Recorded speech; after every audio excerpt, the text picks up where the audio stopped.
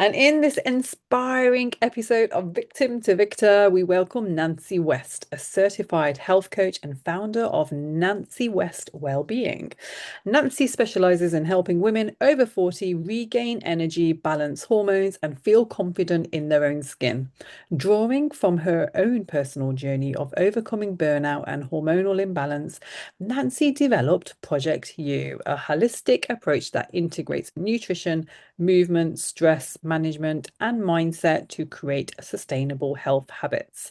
Nancy's mission today is to guide women through the unique challenges of midlife, transforming their health and empowering them to thrive in their prime. Her compassionate and non-judgmental coaching style has helped many break free from cycles of self-sabotage and embrace a vibrant, balanced lifestyle. Welcome to the show, Nancy. Such an honor to have you here. Oh, thank you for such a lovely intro. Lovely to meet you as well, Annie. Likewise. I'm really excited to get cracking in as a woman in her 40s as well. I feel this episode is going to be transformational for a lot of my listeners. So, Nancy, can you share a little bit about your own personal health journey and what led you to become the certified health coach that you are today? Oh, yeah. So,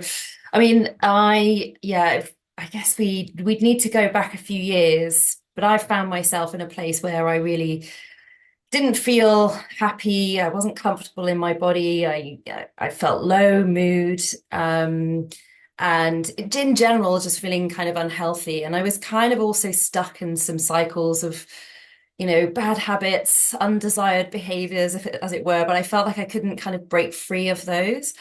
And to give you a bit of context, when I really kind of decided to kind of make some changes, it was around about 2020. And as you know, the whole world had changed in 2020. I got to the point where I was really just struggling day to day if I was struggling with energy, I was struggling with, brain fog and hormonal symptoms and things like that. So I thought what I needed to do was I needed to lose weight, get fit. So I hired a fitness coach and I did what so many women would do. They'll go on a diet, they'll cut their calories. And I did all of that. And I worked really, really hard at it for a number of months. And I did reach my goal. I lost my weight and I did feel fitter and healthier. I got back into my jeans again. And that was all brilliant. But I still didn't feel right in myself. And I was still struggling with lots of these hormonal symptoms. My emotions and my moods were up and down and all over the place. And it was really starting to impact my life. Um, and I thought, well, I've done all the healthy things, I'm doing all the right things. Why do I not feel great? And to give you a bit more context to this as well, in relation to the whole theme of your podcast, is, just before COVID, a year or so before COVID hit, my mum was diagnosed with dementia, and my father died in the same year. And in the same year, I had a accident where I really mashed up my ankle and broke my arm. And so there was kind of a layering of various stresses, life curveballs, I call them. So I had kind of added all this pressure on the top of what was already probably quite a full stress bucket. Also working a very busy job. At the time I was working in sales, I was traveling all around the world. There was a lot going on. And it transpired over time, even though I'd reached this kind of like healthier physical state, my mental health was still really suffering. And I started to experience panic attacks. And that's when I think the kind of turning point was, because these panic attacks started off as kind of emotional struggles and meltdowns, and then gradually they got more and more intense and severe. And there was this one particular one that really, really scared me um, because I'd been on the pill, I had to have my blood pressure checked, and my blood pressure was way off the charts high, like scary high. And then I was also having these panic attacks. So I thought, in my high anxiety state, I thought I was dying. Basically, I was just like, what am I about to have a stroke? What's going on? And so eventually I went to see the doctor and I was like, I think I need some help. I really don't know what's wrong with me. And they wrote on the sick note, they signed me off work for sick for a few weeks and wrote on this sick note, stress response. And that was the kind of big, kind of eye-opening moment. I was like, oh, okay, I've been pushing it way too hard for way too long, bottling a lot of stuff up as well. And yeah, that was probably kind of the turning point for me to kind of start really, although I felt like I'd already started my health journey to on that kind of physical side, this kind of led me down this path of kind of this holistic health journey that I embarked on. Beautiful. Thank you so much for explaining that. And yes, I feel that what you've said there resonates with the majority of women right now because we're living in this world where, dieting is just is thrown into our faces, like Mm. cut down on calories and join Slim Fast, join Weight Watchers, and people are still doing it. So what is it? So all this calorific deficit that, we introduce into our lives, that's not good for hormones, is it? No, I think that's why I found out, that I started to piece these pieces of the puzzle together. Mm, I was just doing what most people do. Yeah, you have to be in a calorie deficit to lose weight, etc. But what I wasn't factoring in was the impact that that was having. It's an additional stress on the body, isn't it? And, I was in the phase of just blaming my hormones for everything. I blamed my hormones for my moods, for my terrible periods, my painful, bloating, my skin. My skin was really bad, acne. I blamed my hormones for all of that. But actually, your hormones are just there trying to balance things out. mm, What we really need to be looking at is these kind of upstream effects, which very often, and I see it with my clients all the time, is stress. And that was the kind of big mm. eye opener for me. Yeah. Wow. So it is. So stress is the number one cause of, well, would you say all of our illnesses? Well, there are some interesting statistics out there at the moment. They'd say that about maybe somewhere between 75 and 90% of doctors' visits are to do with stress-related illness, which is quite outstanding. 88% of the UK workforce has experienced some kind of burnout since 2020. So Mm, that's, there are some really quite worrying statistics. And the World Health Organization, a number of years ago said that stress is the 21st century epidemic, essentially. So we live in a really stressful world. It's changing rapidly as well. If we think about it, with the introduction of AI, things are just moving faster and faster. I mean, an analogy that I use a lot with my clients is that we weren't involved to live in this modern lifestyle. We evolved with a much simpler lifestyle, and yes, there was stress involved in that, and not all stress is bad. Some stress is it's good. We need a bit of stress to get us up in the morning and to get us on with our day, but it's these kind of constant low grade stresses that we have in our lives from the news, from constant scrolling on the internet. All of these different things have an impact.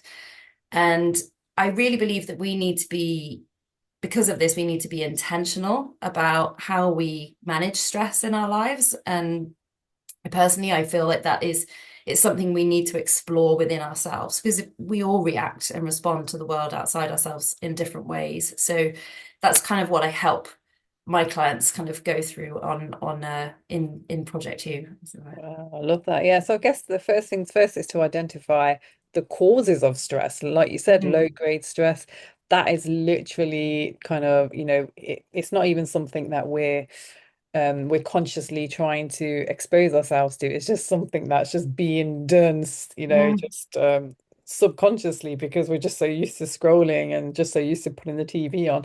So, what other kind of stresses do your clients tend to present? Uh, Yeah. Well, a lot of my clients are very busy, ambitious women. A lot of them are business owners. So that comes with a whole baggage of stress. I feel that myself in everyday life as well, running a business. Um, but it can be all sorts of things. And I think women in particular feel this because they are the bearer of a lot of responsibilities. It often falls, and I don't know why this is. We need to address this in our world, but they're the ones thinking about, what shopping we've got to do that week to get healthy meals on the table. Who's sorting out the school uniform for all of these different things. And I think we put a lot of pressure on ourselves as well. I think there's I think back to my story that I told just now, I was pushing myself harder and harder and harder rather than having that element of self-compassion and kind of, understanding actually what does my body really need right now, rather than what else have I got to do? What else have I got to give? It's what can I do to actually kind of support myself through this? So it's Yeah. a real mindset shift to get to that place. Mhm. And yeah, like I say, with a lot of my clients, it's just like this constant busyness. It's a constant kind of rush, rush, rush. Everything's quick. So we're always living in this fight or flight state. Mhm. And that's where this chronic stress can build and build. And over time, we start feeling that as symptoms. So I don't think anyone I've spoken to in my practice has gone, "Oh, Nancy, I need to deal with my stress." Yeah. They're like, "I need to deal with my sleep. I can't get enough sleep. Why am I having cravings all the time? Why do I feel like I'm procrastinating? I'm not getting enough done." These are all symptoms of, what is essentially chronic stress. Interesting. Okay. And then obviously with that comes stress from family and stress from friends and yeah, so there's just so much, isn't there? And something which I discussed with somebody else is about, just like visualizing like your stress bucket, like how much like are you putting into your stress bucket on a daily basis. So what, because obviously you must see clients of all from all walks of life, and I know that you do focus on clients in their 40s. Mm. So what would you say are the common health challenges which come as a result of the stress, and how do you actually help them to overcome these? Yeah, so I mentioned one of them a minute ago. Sleep is a really common one that I get. A lot of women who are either struggling to get to sleep or struggling to sleep all the way through the night. And then what that starts to create is this kind of vicious cycle because they're waking up the next day feeling tired, they're feeling groggy. That then transpires into making poor food choices, which then leads on to weight gain, which then leads on to self-confidence issues. So yeah, there's like kind of, nothing's ever on its own individual. It's always linked to something else going on. So sleep's a really common one. And when I work with clients on things like sleep, we really dig into all the details. I'm going to get to know my clients better than they know themselves to some extent. I'm asking them, what does the afternoon look like to you? What are you doing from morning till afternoon? What are you eating? What are you drinking? When do you stop working? What's your wind down routine, if there is a wind down routine? What sort of tasks are going on? It's a real kind of, and it's unique to every individual. Yeah. And very often through that process, clients will have like a kind of aha moment where they're like, "Oh, actually, yeah, maybe that thing that I'm doing isn't helping." And so we kind of work through those, and we'll find very, very often it's very small little tweaks that we need to do. Just, 5 minutes of breathing or something to end the day with. And I actually think, we talked about COVID, but a lot of people working from home at the moment as well. I think there's creating those boundaries between work and home really, really helps to kind of separate things. Mm. I've had clients that have gone, "Oh, actually, no, I think maybe I just need to write a few things down, journal before I go to bed, get things out of my head and onto paper." So there's all sorts of different techniques and tools we could use. And it's really just about kind of finding what's going to help that unique individual. And often they have the answers inside. It's my job to coax those out of them. Yeah, absolutely. Oh, that's amazing. Yes, and I know you mentioned, things like journaling. And are there any other ways to support clients to actually break free from cycles of self-sabotage? Yeah, it's a really yeah. I have I've experienced this myself. I know exactly what it's like to be kind of in this. It's a struggle because you this cycle of good intentions, and then you kind of struggle to keep things sticky. You struggle to make things stick. I know that feeling very well, and it really can turn into quite sort of negative self-talk. People beat themselves up for not being able to do the thing, and that's never helpful. So I always encourage a kind of space of self-compassion, and that's quite sometimes that's hard work for some people, to kind of get to that point where they're actually being kind to themselves and not telling themselves off all the time. But that's a big step forward, because I think women can get, yeah, stuck into these patterns, stuck into thinking that they're just not good enough, and they need to try something. I'll try this other thing that because the other thing didn't work. Um, and then you're just sort of scrabbling around looking for new solutions, and never really getting anywhere. And it can be really defeating and demoralizing for people. And then, yeah, it just feels like they want to give up.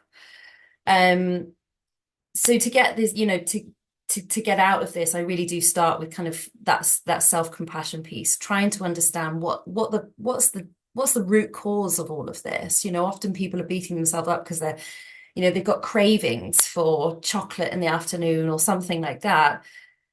But actually, what we can do is we work it back, and we'll realize that actually what they're eating for breakfast is starting their day off with a kind of spike of blood sugar, which means they start on a roller coaster of energy. By 3 p.m. in the afternoon, they're hitting that classic 3 p.m. slump.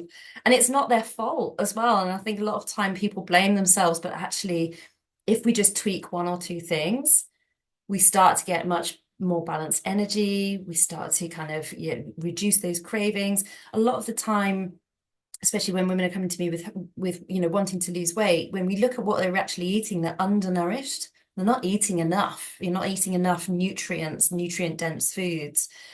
So sometimes it's a more is more philosophy rather than a cutting out and restrictive philosophy. And when people start to recognize that and start to kind of appreciate their bodies and what their bodies are trying to do for them and work with their bodies rather than against it, then we start to get some kind of success, and we start to get towards progress.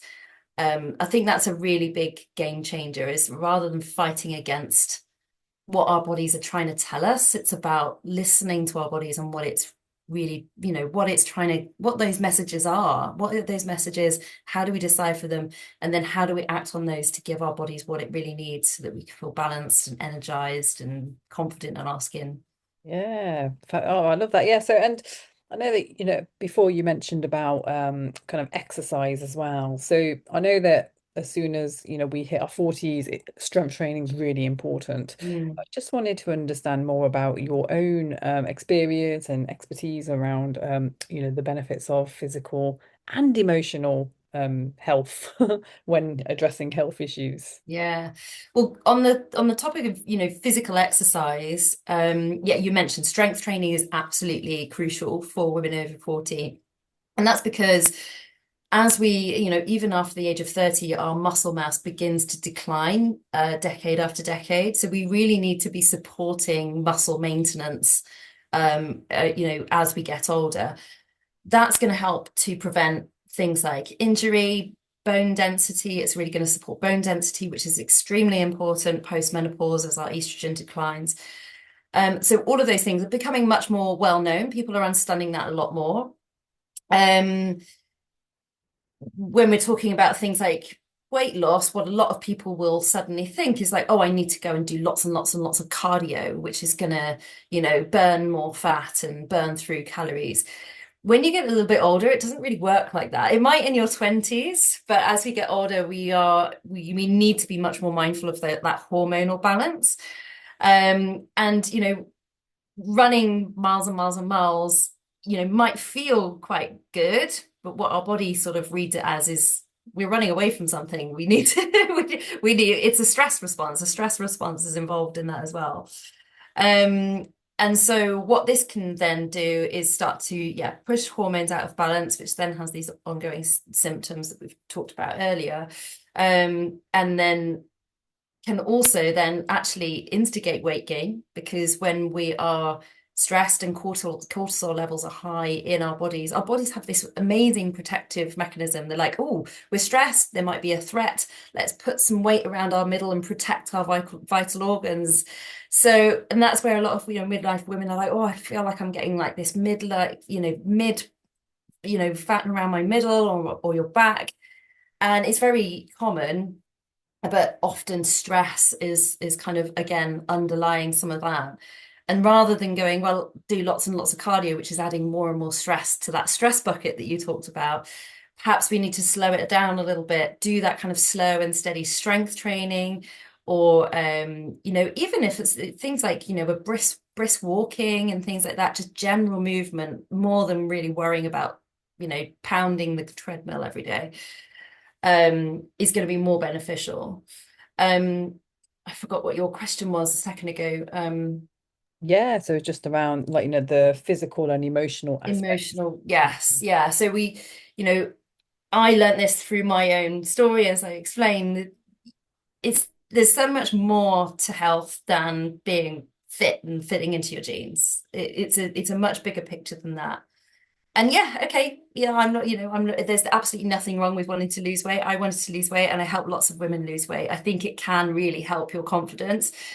But there's a the whole holistic kind of side of this is about, you know, the emotional side of our health is what really drives us every day. Our emotions are our body's signalers, that there are um it's our feeling state of our body. It's the message that our bodies are sending us to take some sort of action. So we need to be tuned into that. And if our emotions are not are not comfortable and not feeling good, rather than ignoring that, it's worth kind of exploring it and leaning into it and trying to see what that's all about. And I bring mindfulness into my practice a lot with this because I think it's such a powerful tool, because quite often the emotions are driving our actions. For example, emotional eating is a really common one. So starting to kind of actually connect with those emotions rather than not attaching ourselves too strongly to them and trying to find instant solutions, but be openly curious about what that potentially could be telling you. And so mindfulness is a really powerful tool. I help people use those sensations in their bodies that are connected with emotions and then try to give a voice to that. So what is that telling you? What could that be? What is your body asking for by this sensation that you're feeling?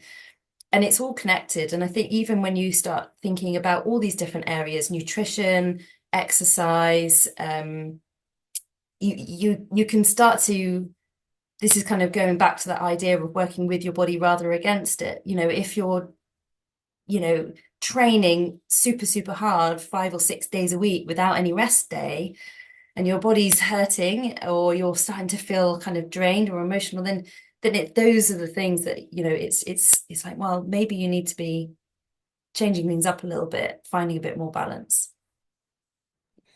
Yeah, that's really, really important for people to understand that about the cardio. Because Mm. again, you do see people just blasting away on the cardio machines at the gym, and then they're quite like overweight still. You just think, well, it's obviously not working. How It's about let's hit the weight section? it's such an interesting thing though, isn't it? Because also sometimes it can feel really amazing. Yeah. Like sometimes going for a big run, you get left with these endorphins. And so I Mhm. totally get that, but it's almost like your body is almost gets kind of addicted to this stressed out state that you kind of, cortisol running on cortisol actually feels quite good. When it doesn't feel good is when your cortisol levels start to dwindle because you've been pounding them so much. Your adrenal glands, which are responsible for creating adrenaline and cortisol, if they're constantly having to create cortisol, they'll get tired out, and then your cortisol will drop, and that's where you start to experience things like burnout and exhaustion and fatigue. Ah, okay. But what you often see with people who are kind of like, they might be busy in their jobs, they've got a stressful lives, they're running around, and then they're also kind of like, I'm going to do an ultra marathon this weekend. And you're like, okay. They're almost kind of addicted to that kind of, that Energy. high that you can get from running on stress hormones. Interesting, very interesting. Wow. And I absolutely love having this conversation with you because, you're seeing the human, it's as a holistic approach. You're not just looking at, right, this is training, you should be doing ways and, this is your nutrition. I love the fact that you're just building everything in because we're so much more than just exercise or, our diet. Yeah, totally. Yeah. Totally. And I think that's, we get really confused, don't we? There's so much stuff on the internet. You can only need to open Instagram and you're just bombarded with these pictures of Yeah. like these physiques of these women who are, I mean, I think it's amazing, but you'd have to be in the gym for like 4 or 5 hours a day, and they're in their 50s and they're absolutely killing it. And it's like, Yeah. well, is that realistic for your lifestyle? Like we have to, I very much, my whole kind of thing is, getting healthy without sacrificing the fun. Yeah. And I'm really not big on like massive overhauls or strict regimes. It's really about finding what's realistic for you at Mm. this point in time with everything that's going on in your life and everything, to help you just feel happy and balanced. And Yeah. yeah, we can have goals in there, but let's be kind of like flexible and rather than rigid and then feeling like we're going to fall off the wagon at any moment. It's kind of much more about building healthy habits into a lifestyle so that it's sustainable long term. That's so important. Yeah. And I think with that comes fulfillment as well, and which is Mm. why it's good to enjoy it. You know, Absolutely. Gosh, yeah. yeah, this is something I really hammer home. I have a little framework which I call RISE, and it stands for reflect, implement, strengthen, and enhance. And reflect is the mindfulness bit. It's the kind of tuning in, what do we need, the stuff we talked about. Implement is obviously try stuff out, see if it works. Strengthen is right, okay, if it's not working, how do we tweak that? How do we make it better? And then the bit that you just mentioned, enhance. How do we enjoy it? How do we make it part of something we want to do every single day so that it becomes a habit that sticks long term? Yeah, yeah, exactly. Wow, I love that. And so tell us a bit more about, I wanted to ask about, first of all, supplementation. Do you Hmm. recommend any supplements? Yeah, supplements is huge at the moment. And as a health coach, it's actually out of scope for me to recommend supplements. That would actually be something that would come under the scope of a nutritional therapist, for example.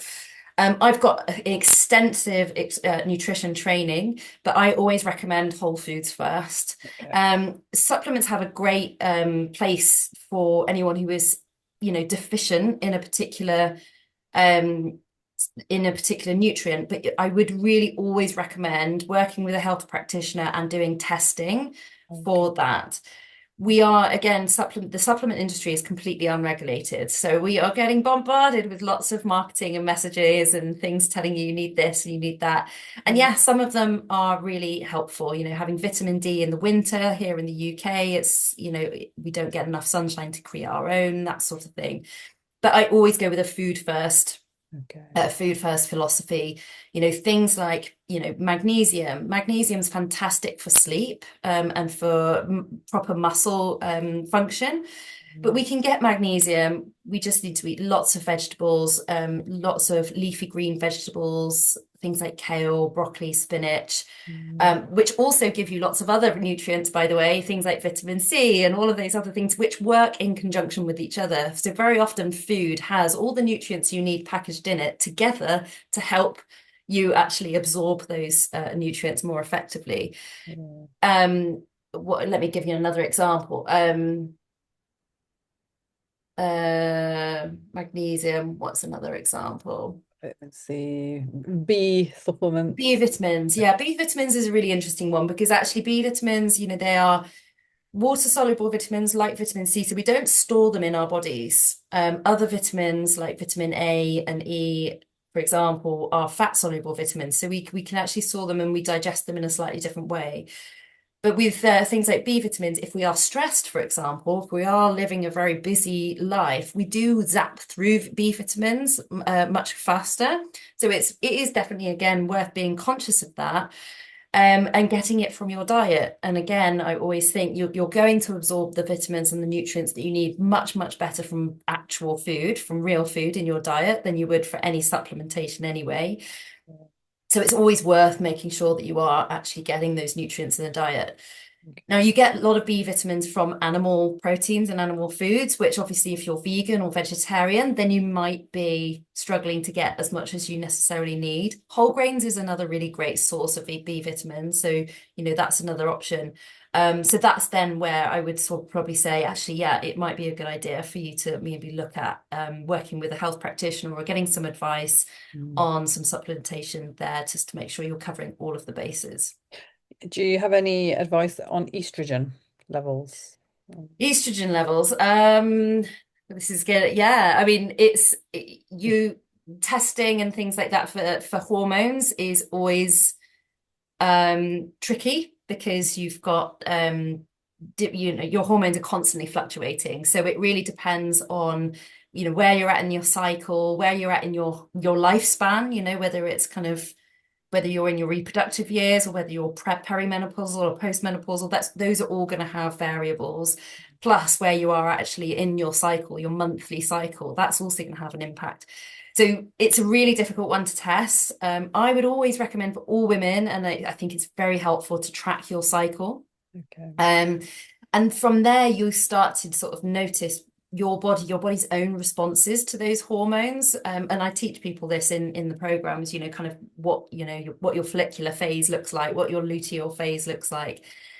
Um, we can certainly support, a hormonal balance by managing stress, by good nutrition, by thinking about syncing our exercise to our cycle to some extent. You can, for example, you do that more high intense exercise at the just after your period, the week or so after, 2 weeks after your period, you're usually in your follicular phase there. That's your kind of best time to kind of go for that heavy, strong, raw kind of exercise. And then in the second half of your cycle, your luteal phase, you're probably lower on estrogen at that point, and you probably want to kind of just tone it down a little bit, maybe drop the weight slightly, keep the intensity a little bit lower, perhaps include some mobility or some stretching in there. So estrogen, it's not necessarily something you can get some tests done on it, but it's always like it's generally quite hard to measure. Yeah, okay, perfect. Thank you. And so tell us a bit about your projects and, how you actually help clients. Yeah, well, I mean, in general, I work one-to-one with clients. Like I say, it's a really personalized service. So, as I said, I look at the whole lifestyle. We work together in a very collaborative way to kind of bring about action plans week by week. And usually, I work with women over like a 12-week period or something like that. Can be longer. Um, and then also at the moment, I'm really excited to be doing some kind of, in-person talks and workshops and things like that with businesses and events, retreats, that sort of thing. So bringing that to a wider audience is really exciting. I've been coming on lots of podcasts like this, which is great. I'm really enjoying meeting all of these amazing podcast hosts who are putting all these amazing messages out there. I think it's great what you guys are doing. Oh, thank you. Oh, fantastic. And so a lot of your work, it can be done online. Yeah, definitely. Pretty much all of my clients are online. I think that really helps them, they can fit it in whenever it suits them. So, quite often, my clients will be having their coaching session, just at the end of the day or in their lunch break sometimes, but it means that we can be flexible around their schedule. And yeah, so it can all be done online. So you can be anywhere in the world and we can work together. Fantastic. Oh, lovely. And so where can my listeners find you and connect with you? So I'm at nancywestwellbeing.com. You can find my programs and everything on my website. I'm also Nancy West Wellbeing on Instagram, so you can find me there. Also on LinkedIn as well. I'm finding LinkedIn's a great space to be talking about these kinds of things and getting a really good response there. So if you search Nancy West, you'll find me, or you'll find Nancy West Wellbeing on LinkedIn as well. Yeah. Yeah, fantastic. And I know you are out there, and I'll be adding the link into this episode as well. Oh, So, thank you. what, because I know we are nearing the end now, like what advice would you give to women who may feel quite overwhelmed right now and just unsure where to start their health journey? Yeah, great question. I mean, I think my advice always is start small. and build. I think so often we get into that kind of like 1st of January mindset where it's like, right, okay, I'm going to kind of overhaul everything. And then it just all becomes very overwhelming very quickly. So, yeah, lower the bar, start really, really small. What's the one tiny little action you could take today that is just leading you on the next step towards that goal that you want to achieve? Just that one tiny thing. Because by achieving one thing, we start to build momentum and then we kind of think, okay, but the next thing is this next tiny thing. So thinking really, really small steps. Um, and also think about, what's genuinely be realistic about what is sustainable long term. Like, what are the things that you don't want to give up? What are the things that you want to keep in your life that actually give you joy? And, you want to protect those things to make it sustainable. How can you make this, your healthy habits that you want to be the most enjoyable they can possibly be? Um, and also find support because I think, I'm a massive advocate of, support. I've had therapy, I've had coaches, I've had business coaches. I just always think that, having someone in your corner cheering you on is always, yeah, always really, really helpful. It's just, it's just easier not to do things all on your own. It is, yeah, absolutely. I believe in that as well. Just having someone who's accountable, right? Because Mm, otherwise on our own, we might get distracted or, we might just lack the motivation one day. And just by having somebody there who that is they're basically relying on you to do whatever it is, that you're meant to be doing with them. It just really helps to push you along and, yeah. I think give you that we drive. have to be realistic that we are going to lose motivation. It is going to sometimes feel hard. So yeah, having that support and just being kind of uh, yeah, wise about that. That's a good start. It is. It is. Yeah. Oh no, thank you so much, Nancy. It's been so great having you on and Oh. sharing so much of your wisdom and your knowledge with my listeners. I've really enjoyed speaking with you because you talk sense. Thank you.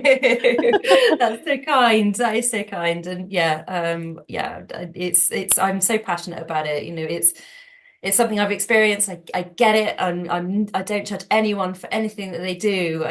We've all been in these places, but I'm really positive that when you can prioritize your health and when you feel ready to do that, you are so going to reap the benefits for it. So yeah, in all areas of your life, it will spread across your relationships, your work, everything. So yeah, I'm a big believer. It is, yeah, it all starts within. Love Yeah. that. Yeah. Thank you, everyone. Please do reach out to Nancy if you've got any questions about whatever we've discussed today. She would love to hear from you. And also, if you would like to connect with Nancy, then please do get onto her socials and connect with her and work with her. She's fabulous. Thank you. Thank So, you so much, Anu. It's been an absolute pleasure. yes, yeah. Thank you. So that's what we have time for today, everyone. I look forward to seeing you in the next show. Stay healthy and stay blessed.